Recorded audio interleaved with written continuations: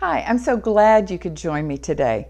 I'm going to do a little reflecting back to a few years ago when I was invited to a workshop. And as part of the workshop, we had a segment on goal setting. And the facilitator taught us to take a notebook, divide it into sections, and our sections were goals on spiritual goals, health goals, family goals, personal goals, and business goals.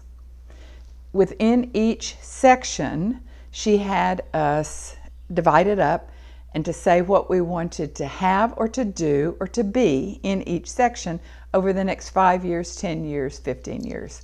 Well, the haves and the do's were absolutely no problem whatsoever. I am the queen of to-do lists. So it was easy for me to come up with all the things I wanted to do.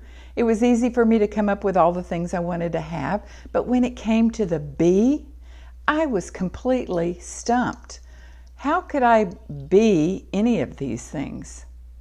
Now, I know that the term be, the word be, means to exist. So how can I exist in any of these? How can I set goals about existing? Well, I was pretty stumped for many, many years until fairly recently, I realized that being was probably the most important goal or part of a goal of all.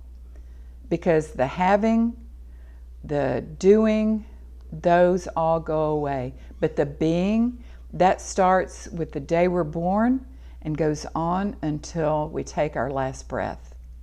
Being happy, being peaceful, being joyful, and my two important goals being compassionate and being kind. Those are the greatest goals of all. That's the true stuff that life is made of, or that goals are made of, or should be.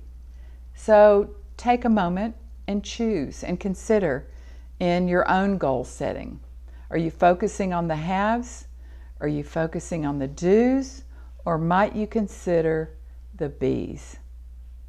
So think about it and consider, and at a minimum, be kind.